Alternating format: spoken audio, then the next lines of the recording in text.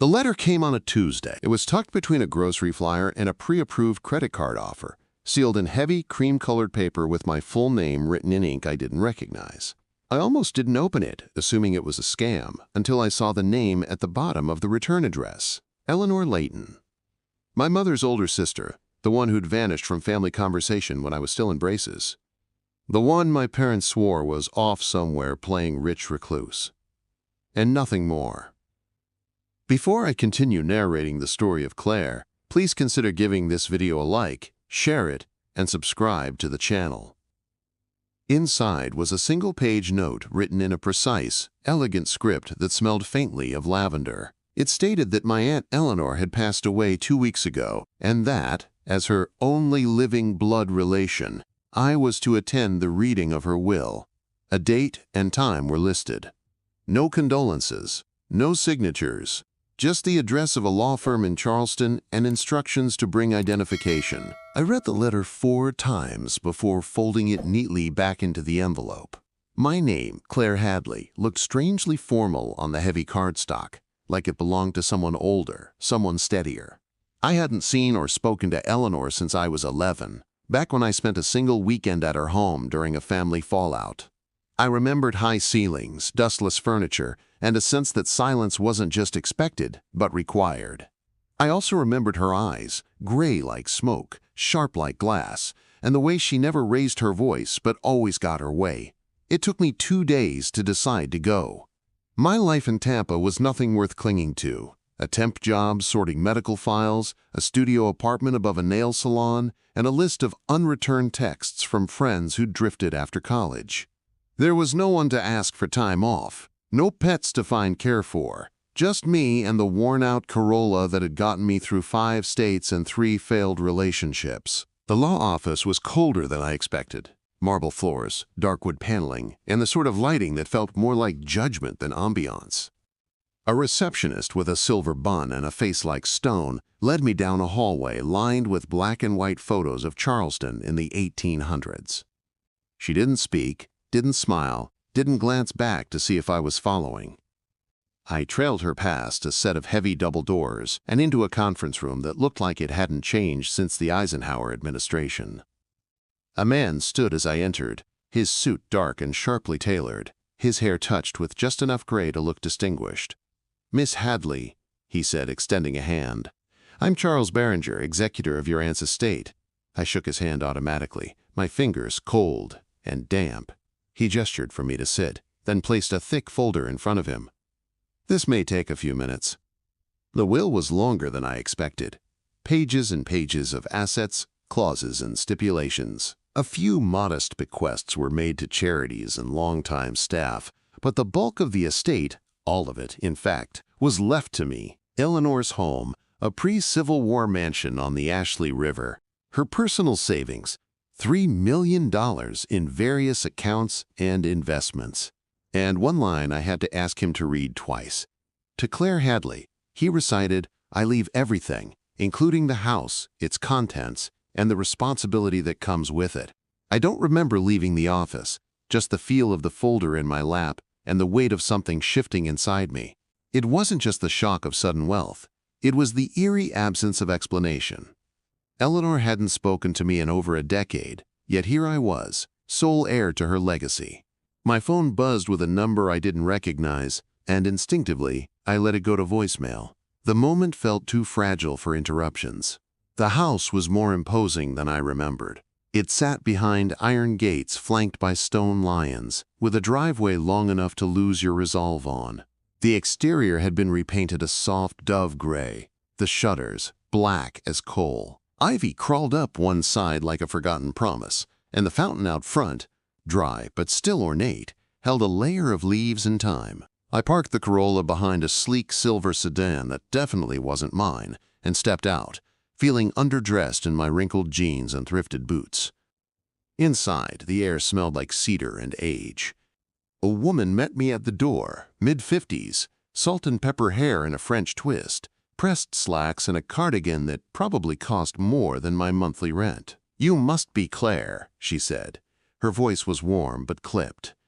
"I'm Miriam, the housekeeper. Miss Layton, instructed me to stay on if you accepted the inheritance. I followed her through rooms that felt more museum than home.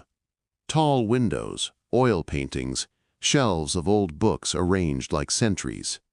Your aunt kept things traditional, Miriam explained as we entered a sitting room with velvet chairs and a fireplace already glowing. She believed in order, in ritual, in things having their proper place. I wasn't sure if that was a compliment or a warning. That night I wandered the halls like a stranger in someone else's life. Each room was immaculate, untouched, yet filled with the sense that someone had just left. In the library, I found a leather-bound notebook with my name embossed on the spine. Empty pages, waiting for me. In the dining room, 3 places were set at the long table, for dinner that never came. In the guest bedroom, a photograph of me as a child, with a note in Eleanor's hand. She deserves better than what they gave her. I didn't cry, not then. The truth was, I didn't know how to feel. Gratitude, confusion, suspicion. Eleanor had barely been a footnote in my childhood, yet she'd been watching from a distance, collecting pieces of me I didn't know existed. And now she was gone, leaving behind a legacy I never asked for and a house that felt like it held more secrets than walls. 3 days passed in a fog of paperwork and silence. I met with bankers, signed documents, and listened to Miriam list the names of contractors and vendors Eleanor had used for decades. I began sleeping in the master bedroom, though I still left the light on at night, as if Eleanor might appear with one last instruction. I started a journal in the notebook she'd left, but every entry began with the same question: why me? The answer arrived on the 4th day, in the form of a phone call that sent ice down my spine. I recognized the number instantly, the area code from back home, the one I hadn't seen in years. I almost let it ring out, but something made me answer. "Claire?" My mother's voice came through the line, thinner than I remembered. "We heard about Eleanor. We'd like to come visit." The sound of her voice after 8 years sent a cold ache through my chest. She hadn't called when I graduated high school, hadn't come when I begged for help during my first eviction, hadn't so much as texted when I spent 2 nights in the ER with no insurance. Now, suddenly, she remembered my number because someone else had left me something worth showing up for. "Claire," she repeated, drawing out the syllables like it meant something, like we were still close enough to pretend. "Your father and we were hoping we could come see you, come see the house." I didn't answer right away. My hand gripped the edge of the kitchen island, the marble cool under my palm, grounding me before my emotions could take over. Miriam stood by the stove, pretending not to listen, but I saw the way her shoulders tensed. "Why now?" I asked, my voice as steady as I could make it. Silence crackled on the other end, then the sound of her breath, shaky, hesitant, familiar. "Your aunt's will. It made the paper," she said finally, not bothering to dress it up. "We didn't know she was sick, or that you two had stayed in touch." That last part was a lie. I hadn't stayed in touch. Eleanor had, quietly and without asking anything in return. My parents had left me with a backpack and a bus ticket at 16, said I was too much, too dramatic, too expensive to deal with anymore. "I don't think that's a good idea," I replied, heart hammering in my chest. She made a wounded sound, the same one she used to use when I refused to pick up the phone after her fights with Dad turned violent. "Claire, please. We're still your parents." That sentence hit like gravel in my throat, dry and rough and completely undeserved. I ended the call without another word. My hands were shaking when I set the phone down, and Miriam placed a cup of tea in front of me without comment. "You don't owe them anything," she said softly, her voice more comforting than any words my mother had ever offered. I nodded, though my stomach twisted with guilt anyway. Old instincts screaming that I was being cruel even as my logic told me otherwise. The truth was, I wasn't the same person they'd abandoned. I had bones now, armor forged from absence. The next morning, a black SUV sat parked outside the gate. It wasn't the kind of vehicle that belonged to tourists or neighbors, and it definitely didn't belong to anyone invited. I watched from the library window, heart in my throat, as two familiar figures emerged. My father had a limp now, and my mother's blonde hair had gone brittle, her once sharp face dulled by years I hadn't been part of. They looked like ghosts, not from the past, but from some alternate life I could have lived had I stayed. I didn't go out to meet them. Instead, I called the security firm listed in Eleanor's papers and asked if the gate could remain locked indefinitely. "Absolutely," said the man on the other end. "We'll have a unit check by once per hour if you'd like." The house had always felt like a fortress, but now it became a citadel, one I wasn't ready to let them breach. They came back the next day, and the one after that. Always around 10 in the morning, always standing just far enough from the cameras to make me question whether they truly meant to be seen. My mother held a reusable grocery bag one morning, lifting it up like an offering, as if I might let her back in for a peace treaty wrapped in muffins. I didn't flinch. I didn't open the door. On the fourth day, they brought a man with them, a lawyer, if the briefcase and poorly concealed ambition in his eyes were any indication. He didn't approach the gate, just took notes while my parents whispered and pointed toward the house like tour guides at a crime scene.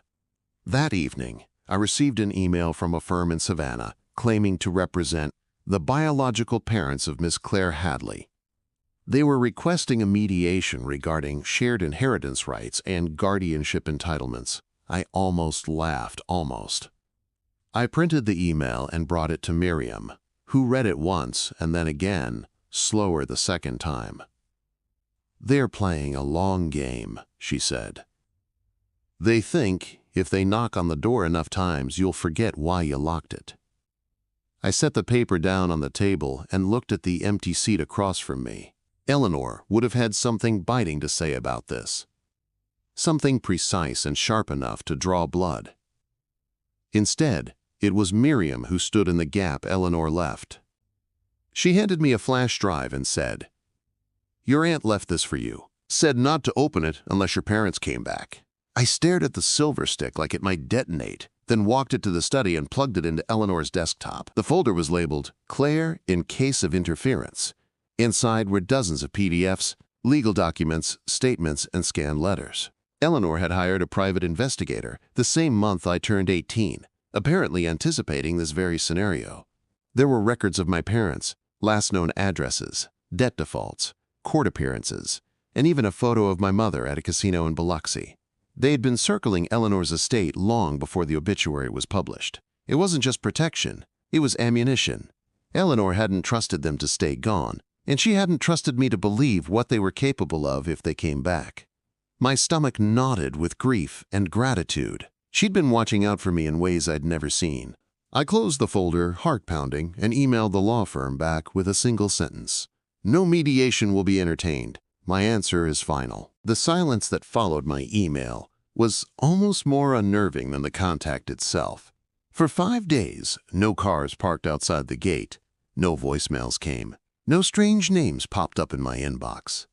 Miriam resumed her normal routines, fluffing pillows, folding linens, humming softly in the hallway as though nothing had happened. But every time I passed the front door, I half expected to see their silhouettes behind the frosted glass.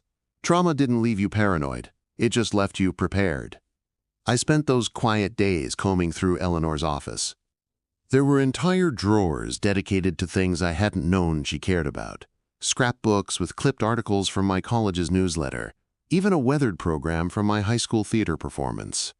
I didn't know how she'd gotten them. I'd never told her about the shows or the awards, never sent her a single update in over a decade. But there it all was, preserved and annotated like I mattered.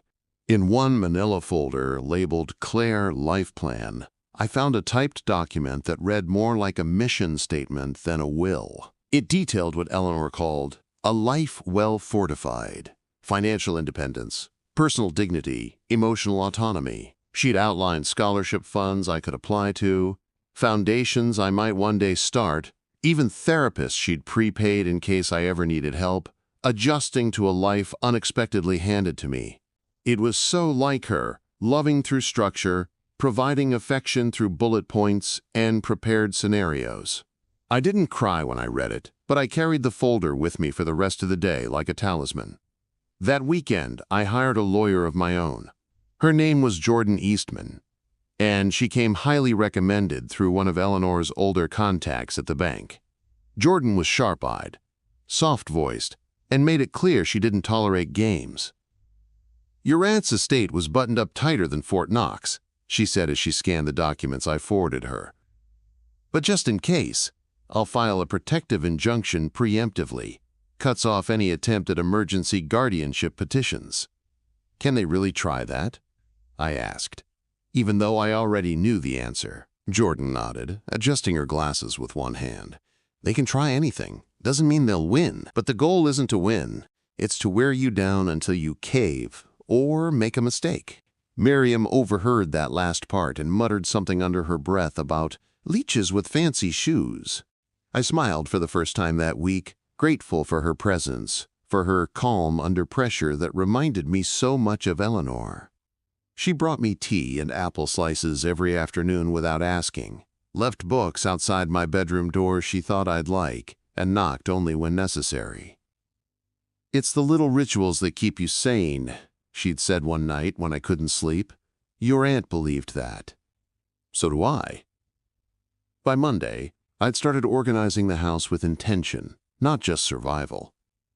I cleaned out the guest wing, finally opening the boxes labeled Claire's room that Eleanor had kept untouched since my childhood visit.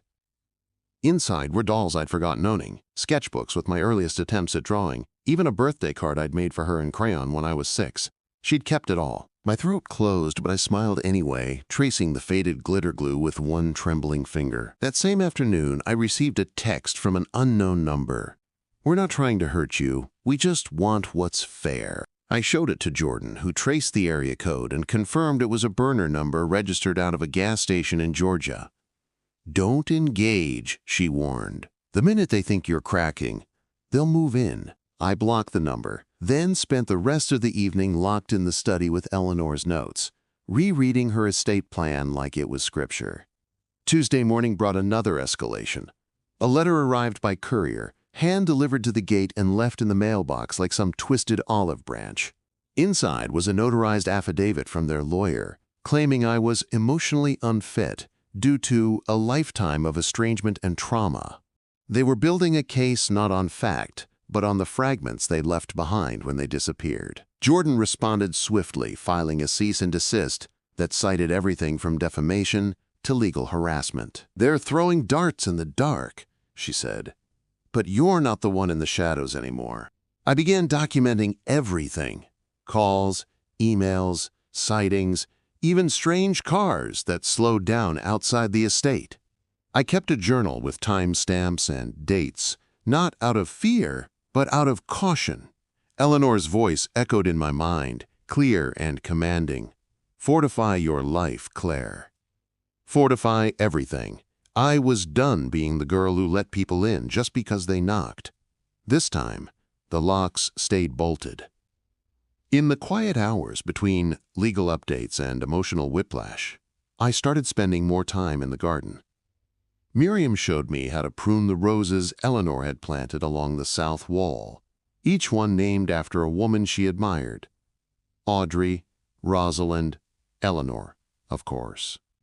I added a new one in a terracotta pot near the fountain and named it Ruth, after my grandmother, the only family member who had ever loved me openly. Miriam didn't comment, but she watered it the next morning without being asked. We understood each other in the language of unspoken gestures. On Friday, a second letter came, this one from the same Savannah law firm, but more aggressive. It listed demands, joint financial review, temporary access to the property, and a full inventory of all inherited assets.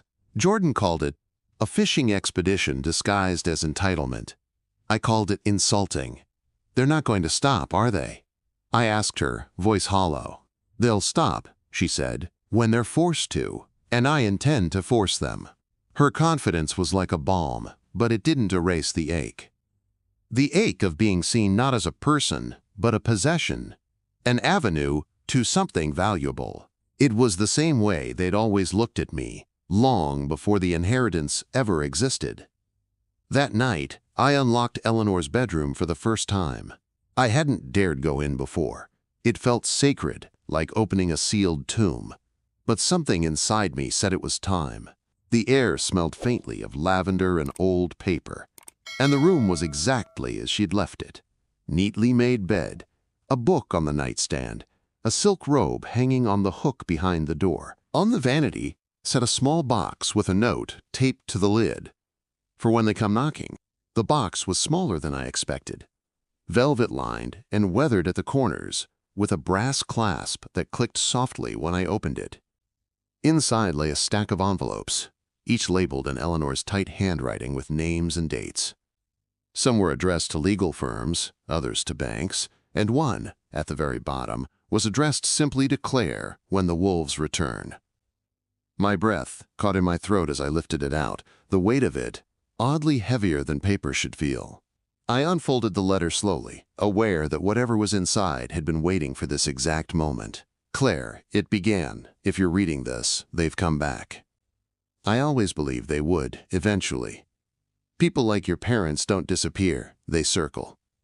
They wait for the moment you build something worth taking, and then they try to make it theirs. So here's what I need you to remember. They will lie, they will plead, and they will twist the truth like it's silk in their hands. The rest of the letter was both instruction and reassurance. Eleanor outlined the steps she'd taken to legally insulate the estate, details even Jordan hadn't yet mentioned. A secondary trust had been established with her accountant, tied to my educational background and continued residency. Any attempts to challenge it would trigger automatic dispersal of funds to charities Eleanor supported. "You are not just the heir," she wrote. "You are the executor of my final choice. Don't let anyone convince you otherwise." I sat in her room for a long time, the letter spread across my lap like a shield. Every word felt like a hand on my shoulder, guiding me through a battle she'd known would come. I wanted to cry, but the tears didn't come, just the steady thrum of adrenaline, the alertness of someone who no longer had the luxury of being sentimental. Miriam brought me tea without asking, and didn't speak until I looked up. "She left you more than a house and money," she said. "She left you a map." The next morning, Jordan arrived early with a thick binder and a sharper tone than usual. "They filed an emergency injunction," she said, dropping the binder on the table with a thud. "They're claiming mental incompetence on your part and mismanagement of the estate." My jaw clenched, the anger rising faster now than fear ever had. "How is that even possible?" I asked, voice low. Jordan pointed to the documents. "They're not trying to win, they're trying to rattle you into settlement." I flipped through the binder, filled with statements I didn't recognize. False accusations, medical speculation, even a letter from someone pretending to have concerns about my emotional state. "This is garbage," I muttered. Jordan nodded grimly. "It is, but we still have to answer it. If we ignore it, it gets traction." We spent the day in the study, drafting affidavits and cross-referencing Eleanor's estate plan. Miriam brought lunch but didn't linger, understanding the gravity of what was unfolding. Every hour that passed only solidified my resolve. I would not let the people who had left me broken come back to break what I had rebuilt. Eleanor's voice echoed in my head like a mantra. "Fortify your life. Fortify everything." That night, I walked the halls of the house and spoke to her out loud. "I know you thought this would happen," I said, standing in front of her portrait in the foyer. "But I still wish it hadn't. I wish they'd stayed gone. I wish I didn't still care, at least a little, that they came back at all." The portrait said nothing, but something in her painted expression seemed to harden in the dim light. A week later, the court date was set. Preliminary hearings for the injunction, scheduled 2 weeks out, with a judge who had a reputation for cutting through theatrics. Jordan seemed quietly pleased by that. "They'll have to actually prove something," she said, "and they have nothing but smoke." Despite her confidence, the anxiety curled in my stomach like a living thing. I started waking at 3 a.m., unable to fall back asleep. I began organizing rooms compulsively, as though neat drawers might keep chaos out of courtrooms. Miriam noticed, of course, and began leaving calming teas by my bedside before dawn. "Your aunt used to clean like this too," she told me one morning. Every time a storm rolled in, she vacuumed like it could hold the roof down. When the court date finally came, I dressed in Eleanor's gray wool coat and a pair of black flats she'd left in the closet. Conservative but clean. The kind of outfit that said I belonged. Jordan picked me up just after 7, her briefcase brimming with carefully prepared evidence. We rode in silence most of the way, the weight of the morning pressing down like fog. The courthouse loomed as we approached, brick and columns and the echo of old decisions. I exhaled slowly before stepping out of the car. Inside, the fluorescent lights felt too bright, the air too dry. I spotted them immediately, my parents, sitting at a table with their lawyer. My mother wore pearls and forced a smile when she saw me. My father wouldn't meet my eyes. Their lawyer stood and gestured toward the judge's chambers, as though this were a friendly mediation, not a battlefield. The hearing was short, sharp, and humiliating. For them, Jordan presented Eleanor's estate structure with surgical clarity, each point delivered like a scalpel. The judge asked 3 questions, read 1 paragraph from the trust documents, and dismissed the injunction within 10 minutes. Frivolous, he called it. An abuse of the court's time and the petitioner's dignity. They didn't look at me when the ruling was read. My father clenched his jaw. My mother's face folded into something between rage and rehearsed sadness. As we walked out, she reached for my arm, but I stepped back without hesitation. "You never came for me when it mattered," I said. "Don't pretend this is about anything else." Before I narrate what happens next, kindly let me know what city or country you're watching from and why you haven't subscribed yet. The ride home from court was quiet, but this time it felt earned, like silence after a storm. Jordan didn't press me to talk, didn't fill the space with reassurances. She just drove, steady hands on the wheel, her eyes scanning the road as if still watching for threats. I clutched Eleanor's gray coat tighter around my body, the wool suddenly warm in a way that went beyond fabric. Outside the window, Charleston rolled by in soft morning light, ordinary and unchanged despite everything that had just been settled. Miriam was waiting on the porch with a mug of tea already steaming in her hands. She looked me over once, her gaze sweeping up and down, then nodded. "You held your ground," she said, passing me the mug. "She'd be proud of you." I smiled weakly, though exhaustion made it feel like my muscles were pulling against gravity. Inside, the house felt different. Lighter somehow, as though the walls had been bracing themselves too and were finally allowed to exhale. I walked through each room with deliberate steps, touching furniture, opening windows, letting sunlight in like it was something holy. The legal battle might not be over, but the first strike had been blocked, and I was still standing. The next day brought no new threats, no new letters, no strange cars by the gate. I spent the morning tending to the garden, clipping dead blooms and checking the roots of Eleanor's roses. The one I'd named Ruth was thriving, small buds forming already despite the cooler weather. Miriam joined me with a basket and began cutting herbs from the side patch. "She always said things that grow have their own kind of memory," she said, snipping rosemary. I started journaling again, not just the legal updates or the drama, but real thoughts. What I remembered from that childhood weekend, what it felt like to live in a house that didn't apologize for its silence.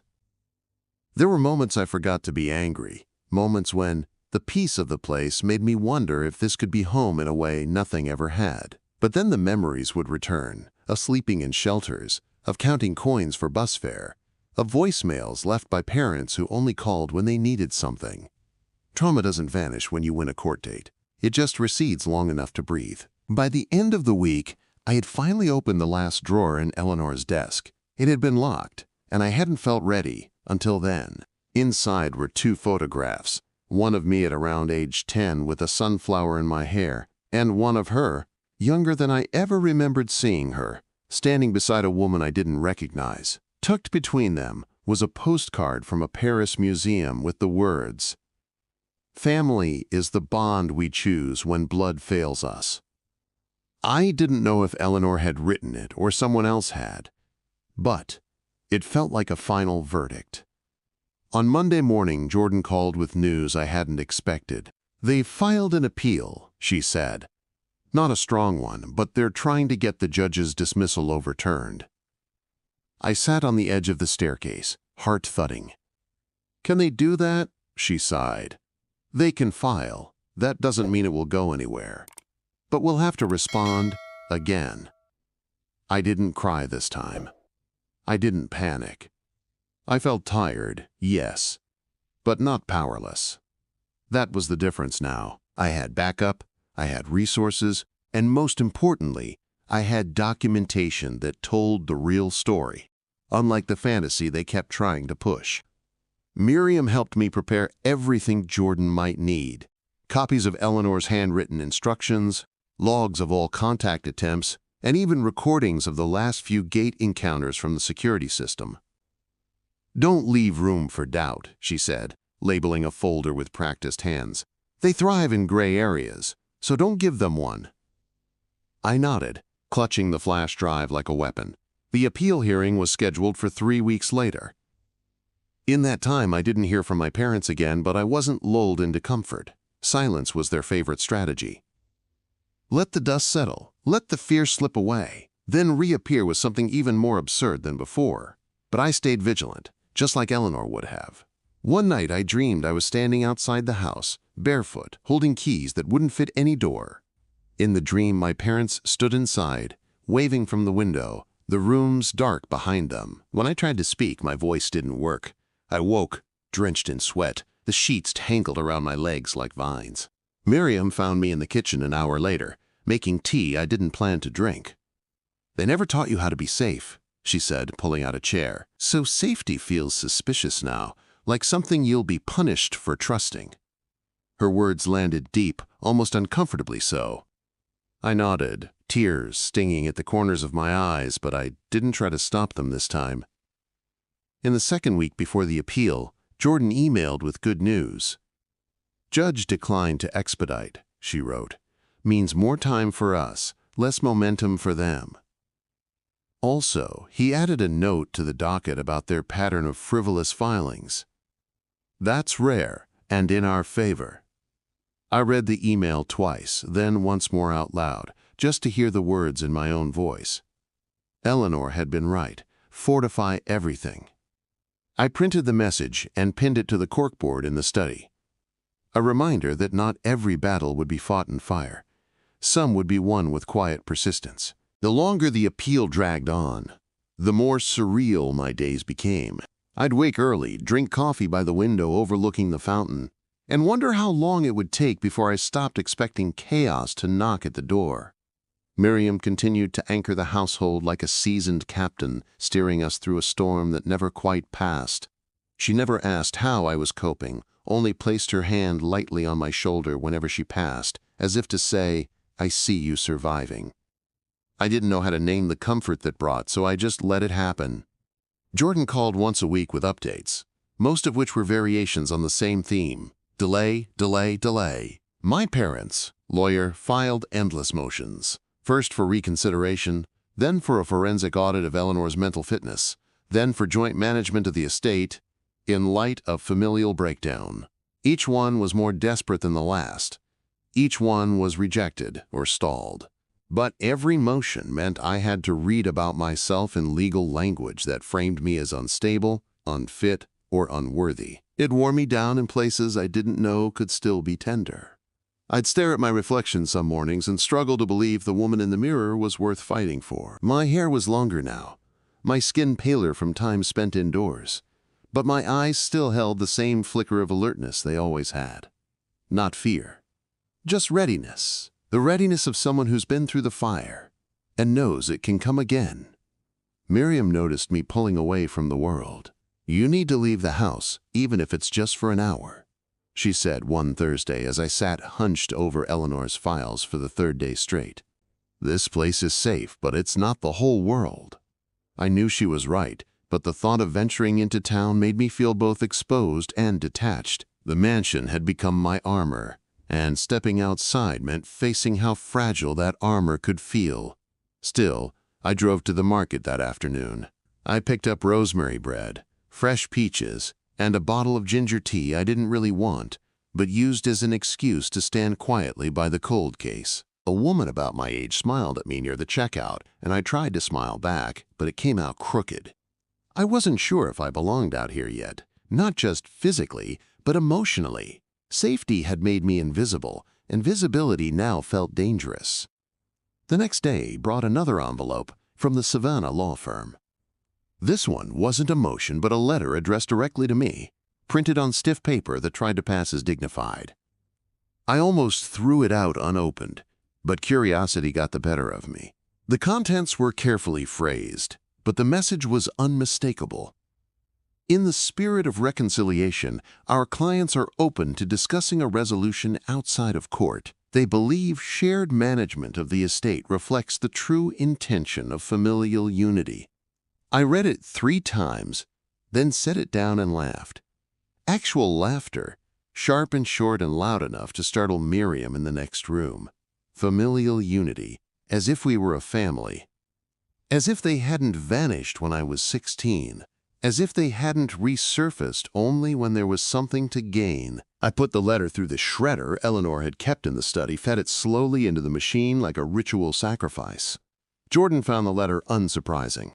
"They're out of real angles," she said. "Now they're trying to manipulate public sentiment.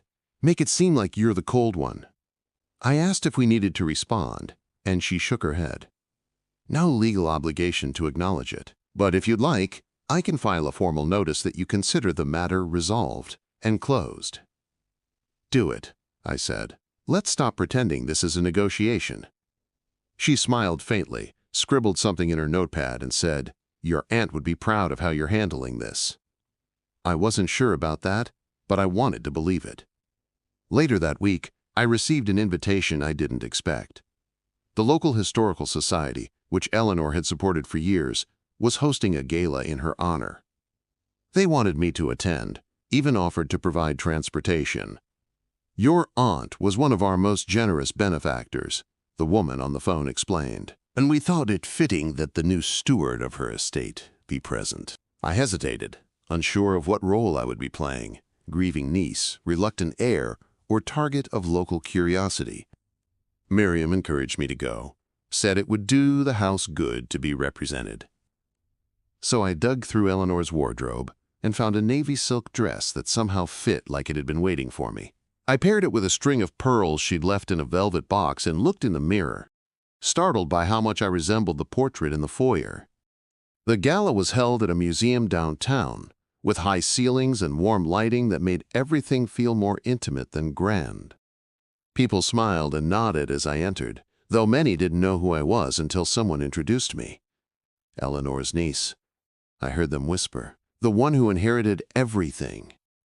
I tried to tune it out, focusing instead on the glass of sparkling water in my hand and the vintage jazz playing from the corner stage.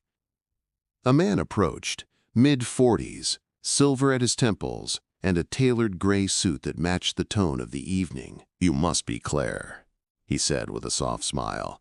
"My name's Thomas DeWitt. I worked with your aunt through the foundation. She spoke about you often." I blinked, surprised. "She did?" He nodded. "She said you had a spine made of steel, even when you didn't know it yet." Thomas DeWitt had kind eyes, and the kind of presence that made people lean in when he spoke. He didn't hover or pry, didn't ask questions that reeked of gossip. Instead, he told me stories about the foundation Eleanor had funded, grants for historical preservation, scholarships for young women in architecture, donations to local libraries that never made the paper. She didn't care for applause, he said, sipping his drink, only for outcomes that could stand on their own. I listened more than I spoke, grateful for the distraction from my thoughts. It was strange, hearing about this version of Eleanor, quietly generous, deeply invested in people she never met. I wondered how many causes she had poured into without ever attaching her name. I wondered how many lives she had touched while mine had been quietly stitched back together under her roof. When Thomas excused himself to greet someone across the room, I found myself wishing he would return. He did, 10 minutes later, with a woman in her 60s trailing behind him. "Claire, this is Miriam Evans," he said, eyes twinkling. "The other Miriam, I should say." She was one of the first recipients of your aunt's scholarship fund, way back in the 80s. The woman reached for my hand and held it with both of hers, her grip warm and sure. "Your aunt changed my life," she said simply. "Looks like she's still doing it." That night, I returned home to the mansion and stood in the center of the grand hall, the pearls still cool against my neck. I stared at the portrait again, this time with fresh eyes, not as a silent overseer, but as a woman who had carried an entire legacy without needing recognition. The house didn't feel like a fortress anymore. It felt like a relay baton passed mid-stride, not a burden but a trust. I whispered, "I'll keep it going," even though no one was there to hear me. The following week, Jordan called with the news I'd been holding my breath for. The appeal was dismissed, she said, her tone calm but unmistakably triumphant. Unanimous decision. The judge cited abuse of process and filed sanctions against their attorney. My knees buckled, but I didn't fall. I sat down slowly in Eleanor's armchair, the fabric worn smooth by years of patience, and let the words settle into my bones. "They'll probably go quiet now," Jordan continued. "At least publicly, but don't be surprised if they try something informal. Calls, letters, emotional appeals." I nodded, even though she couldn't see me. "They're not capable of letting go," I murmured, "even when they've already lost." Miriam baked a cake that night without saying why, but I knew. We sat at the kitchen island. Me, her, and silence thick with relief. She cut 2 slices and placed one in front of me, the frosting smooth and white with a single sprig of mint on top. "Victory doesn't always look like a parade," she said. "Sometimes it's just a quiet room, and knowing no one's coming to take it from you." Over the next few days, I began answering emails from organizations Eleanor had supported. Some asked about continuing contributions, others simply offered condolences. I responded to each one personally, trying to strike a balance between stewardship and sincerity. I wasn't her, and I never would be, but maybe I didn't have to be. Maybe I just had to show up the way she did, quietly, consistently, and without fanfare. One afternoon, I sat at the old roll-top desk in the library and wrote a letter I hadn't expected to write. It was to my mother, but I didn't plan to send it. I wrote it because the words had to leave my head and go somewhere else. I told her that I remembered everything, not just the abandonment, but the cold silences, the forced smiles, the afternoons I pretended not to hear her crying behind closed doors. I told her I understood that pain can make people cruel, but cruelty is still a choice. I folded the letter and tucked it into the drawer beneath Eleanor's estate documents. It sat there like a closed chapter, not quite forgiveness, but something less sharp than hatred. Some nights I dreamed they showed up again, penniless and begging, or furious and armed with lawyers, but the dreams lost their sting. I always woke in the same bed, in the same house, still intact. Thomas reached out again, this time inviting me to tour a community project funded by one of Eleanor's grants. It was a restored schoolhouse in a quiet part of town, converted into a literacy center. He met me at the entrance, holding 2 coffees and wearing a crooked smile. "I figured you might want to see what your aunt's vision became," he said. I wasn't sure if I was ready, but I followed him inside anyway. Children's books lined the shelves, and volunteers were reading aloud in different corners of the room. The air smelled like paper and lemon cleaner, and the walls were painted a warm yellow that made everything feel safe. "This was her favorite project," Thomas said, his voice lower now. "She used to come here on weekends, sit in the back, and listen to the kids laugh. Never introduced herself." I walked through the room slowly, absorbing every detail like it might vanish if I looked away. Near the back was a small plaque, in honor of those who build futures quietly. I didn't cry, but I came close. I turned to Thomas and said, "I think I'd like to do more of this." He nodded. "Then let's start." The work gave me focus, and the focus gave me peace. Thomas introduced me to board members, volunteers, and partners who had worked with Eleanor for years. Most of them had never met me, but they treated me with a warmth that was cautious and genuine. They weren't looking for a figurehead. They were looking for someone to continue the quiet momentum Eleanor had started. I didn't make promises, but I listened, took notes, and returned every phone call. I spent mornings in the garden, afternoons reviewing grant proposals, and evenings in the library with Eleanor's files spread around me. Miriam noticed the change, how my steps lost their hesitation, how I filled the house instead of just existing inside it. "You're not hiding anymore," she said as she passed me a bowl of stew one night. "You're building." I didn't respond right away, but something in me shifted when she said it. One Friday, Thomas brought over architectural plans for a new community reading room Eleanor had pledged to fund before her death. It had been delayed due to permitting issues, but now everything was cleared. "I'd like you to lead the dedication," he said, his voice soft but expectant. "You don't have to give a speech. Just be there. Stand in the space she created and let people know the legacy continues."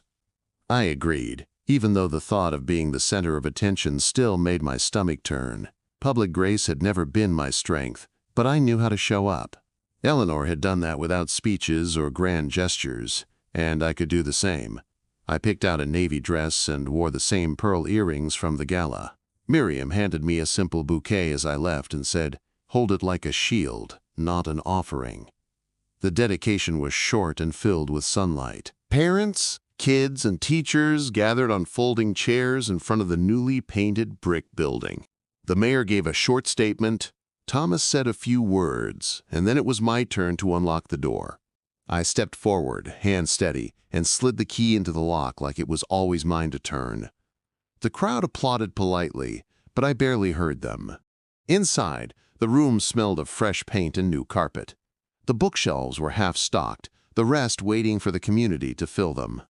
There were 2 framed photos on the far wall, one of Eleanor at the old schoolhouse and one of the plaque from the Literacy Center. I didn't realize I was crying until Thomas handed me a tissue. "She would have liked this," he said. We stayed long after the crowd left, walking through the building room by room. In the corner of what would become the teen reading area, I noticed a single armchair, Eleanor's favorite style, high-backed and upholstered in gray tweed. I touched the fabric and smiled. "Did you pick this?" I asked. Thomas shook his head. "Miriam did. Said you'd notice." That night, back at the mansion, I found Miriam in the kitchen arranging lilacs in a vase. "You knew I'd ask about the chair," I said. She shrugged without looking up. She liked to feel surrounded by her choices. "So do you." I didn't argue, because she was right. 3 days later, the silence broke. A letter arrived, not from a lawyer, not from an office, but handwritten and postmarked 2 towns over. My mother's handwriting was instantly recognizable, though more crooked than I remembered. The envelope wasn't addressed formally, just "Claire, at the house." I stood with it unopened for nearly an hour before finally walking into the garden and sitting beside the Ruth Rose. The letter was short, just 2 paragraphs. The first apologized for the legal battles, for getting carried away, and not realizing how much Eleanor meant to you. The second asked for a meeting, neutral ground, no lawyers, just a conversation between mother and daughter. I folded the letter in half and slipped it into my back pocket, unsure if I felt more angry or numb. That evening, I told Miriam about the letter. She didn't react beyond a slight tightening of her mouth. "They won't stop until they know they've lost you for good," she said. "And they haven't fully accepted that yet." I nodded slowly. I don't think I want to see her. But part of me needs to know what she thinks this is. Jordan agreed to meet me at the cafe near the courthouse where we'd first debriefed after the appeal. "I won't intervene," she said, "unless you give me a signal, but I'll be nearby, just in case." We set the meeting for Friday afternoon, 2 tables away from where Jordan would sit, half concealed behind her laptop. I didn't bring Miriam. I didn't bring anything but the letter, folded again into a tight square. My mother arrived 10 minutes late, wearing oversized sunglasses and a scarf tied too tightly around her neck. She looked thinner, as if life itself had continued scraping at her even after the court said no. "Claire," she said with forced brightness, as though we were old friends meeting after a long vacation. I said nothing, just gestured for her to sit. She ordered tea, then launched into a monologue about her health, her regrets, her belief that Eleanor had manipulated me. I let her speak for 9 minutes before interrupting. "You didn't write to apologize," I said. "You wrote because you want access." Again. Her expression faltered, the mask cracking at the edges. Her smile didn't vanish. It calcified. "That's not fair," she said, her voice too smooth like it had been rehearsed. "We made mistakes, yes, but we were struggling. You have no idea what it was like." I stared at her across the table, marveling at the sheer audacity. I was 16, I thought, and I knew what it was like, because I lived it alone. "I didn't come here to fight," she continued, adjusting her scarf as if it might shield her from the weight of the truth. "I came because I want a relationship again. I want to be part of your life." She hesitated, watching me for a reaction. "You're all we have left now." The plural sat between us like rot. "You had me," I said evenly. "And you left. You didn't just abandon me. You took everything I'd saved and disappeared." She opened her mouth, but I raised a hand. "You left a voicemail telling me to ask Eleanor for help. As if she were a safety net you were entitled to call in." My mother's eyes shimmered, and for a moment I thought they might be real tears. But then she leaned in and said, "She never liked us. She turned you against us. She wanted you for herself." My throat burned. "She protected me," I corrected, each word deliberate. "Because you stopped being protectors the day you decided I was collateral damage in your mess." She didn't argue with that. Not because she accepted it, but because she didn't know how to refute it. Her fingers twisted in her napkin like they were searching for a lie that might still work. I watched the performance with an odd detachment, like I'd wandered into a scene I used to care about but now couldn't feel. "I thought we could start over," she said, quieter now. "You don't have to give us anything. Just let us know you." I looked at her, really looked, and saw the wear behind her eyes. I saw the same desperation from the court hearings, only softened now, repackaged as regret. But it wasn't the kind of remorse that changes behavior. It was the kind that mourns consequences. "You don't want to know me," I said, standing slowly. "You want to know my balance." She reached for my wrist, but I stepped back before she could touch me. "We're your parents," she said, her voice sharp again, pleading morphing into warning. "That means something." I looked down at the hand she had tried to grab me with and thought of all the years it hadn't held mine. "It used to," I replied, "but not anymore." I left the cafe without looking back, only glancing through the window once to confirm that Jordan had stood when I did, just in case. My mother remained at the table, stirring her untouched tea, mouth tight with frustration she probably still thought was love. I didn't feel triumphant. I felt finished. The grief hadn't disappeared, but it had settled into something easier to carry, a closing chapter instead of an open wound. That night, Miriam made lemon pasta and brought out a bottle of wine Eleanor had saved for a very specific occasion, according to the tag tied to its neck. "I think this qualifies," she said, pouring us each a glass. We ate in the sunroom, watching the sky turn lavender and gold as the sun disappeared beyond the garden wall. "I always wondered if they'd come back," I admitted, "but I never imagined how small they'd feel when they did." Miriam nodded without judgment. "It's not that they became smaller. You just grew." Her words landed with such gentle weight that I had to set my fork down. The truth of them was undeniable, and hearing them aloud gave me permission to believe it. "She saw this in you," Miriam added, "before you did." The following morning I woke before dawn and wandered into the library in my robe, drawn by a sense I couldn't name. The light through the tall windows had just begun to warm the room, and the air smelled like old books and lavender dust. I sat in Eleanor's chair, not hesitantly, but with ownership, and looked through her records one more time. Among them was an envelope I hadn't noticed before, labeled only if she asks about them. My hands trembled slightly as I opened it. Inside were typed pages, notes from Eleanor, chronological entries detailing contact attempts from my parents over the years. There were transcripts of phone calls she'd recorded, emails she'd archived, even a letter my father had once sent, asking for money and promising to bring me with them if she paid enough.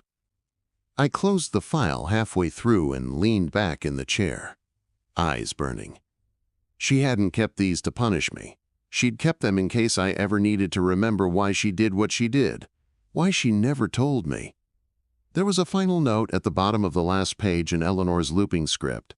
"I never wanted to be the reason you stopped believing in family.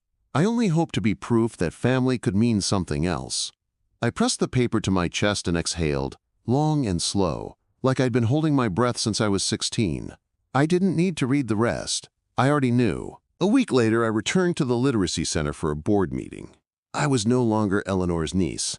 I was Claire Hadley, full voting member and acting liaison for new grants. My name was on the minutes now, and no one looked at me like I was borrowed legacy.